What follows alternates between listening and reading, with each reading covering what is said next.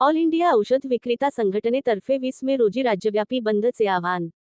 अखिल भारतीय औषध विक्रेता संघटनेने देशभरात तसेच राज्यात बेकायदेशीरित्या इंटरनेट फार्मसीद्वारे होणारी ऑनलाईन औषधी विक्री बंद करा, बनावट औषधापासून देश वाचवा, कॉर्पोरेट्सद्वारा अव्यावसायिक डिस्काउंट बंद करा अशा विविध मागण्यांसाठी दिनांक 20 मे 2026 रोजी ऑल इंडिया औषध विक्रेता संघटनेने बंदचे आवाहन केलेले आहे. तरी नांदेड जिल्ह्यातील सर्व औषध विक्रेत्यांनी या बंदमध्ये सहभाग नोंदवून सहकार्य करावे असे आवाहन औषध विक्रेता संघटनेतर्फे करण्यात येत आहे.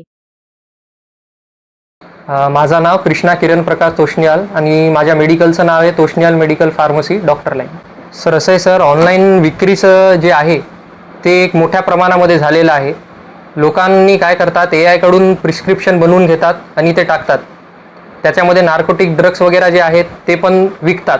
तसं होऊ नये याच्यासाठी आपल्याला एक काळजी घ्यायची आहे, म्हणून आपण बंद केलेलं आहे. आणि दुसरं, तुम्ही काही वस्तू ऑनलाईन जरी मागवले तर तुम्ही तिकडं परत करू शकत नाही.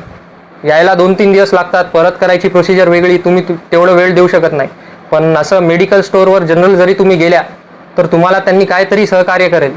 तुमचे गोळ्या खाल्लेले आहेत, कमी जास्त आहेत, कट गोळ्या आहेत, ते परत घेणार, नाहीतर काय होते त्याच्याऐवजी तुम्हाला म्हणजे मदत करणार. आणि दुसरं एक असं आहे की बनावटी जे गोळ्या आहेत त्याचं पण प्रमाण वाढलेलं आहे. ते होऊ नये त्याच्यासाठी पण आपण काळजी घेऊन म्हणजे गोळ्या जे आहेत ते लोकल स्टोअरवरूनच घेणे. सर त्याच्यामध्ये मेन जे आहे की नाही, ते गोळी बरोबर येते की नाही त्याच्यावर मेन प्रश्न उत्पादन होतो. फेक असू शकते, डम्मी असू शकते. तुम्ही न्यूजमध्ये बघितलं असेल, कोणत्या तरी वेगळ्या स्टेटमध्ये बनलेली जी गोळी आहे ते एका वेगळ्या स्टेटमध्ये गेली, तिकडे त्या लहान बाळाला काहीतरी झालं. तर बनावटी जे आहे त्याची आपण काही गॅरंटी देऊ शकत नाही. हे जे आमची जे चेन आहे स्टॉकिजची, मेडिकलची, त्यांना बरोबर कंपनी थ्रू माल येते. तिकडं डिस्ट्रीब्युशन कसं आहे ते आपल्याला माहिती नाही. म्हणजे आज सांगणार आहे की उद्यासाठी बंद आहे, तर तुम्ही आजच जे काही इमर्जन्सी गोळ्या घेऊन टाका. 1 दिवसाची गोष्ट आहे. तुम्हाला वाटते की कोणती वस्तू तुम्हाला अर्जंट आहे तर आज घेऊन टाका. मी सगळं मेडिकल बांधवांना नांदेड जिल्ह्यातला विनंती करतो की उद्या जे बंद आहे त्याच्यामध्ये सगळ्यांनी सहभागी व्हावे. मी रमेश बालकिशन लोहिया, वरदान मेडिकल, वरदान surgical and pharmaceuticals doctor line Nanded इथं माझं शॉप आहे. शॉप नंबर 48 सन्मान प्रेस्टिजमध्ये.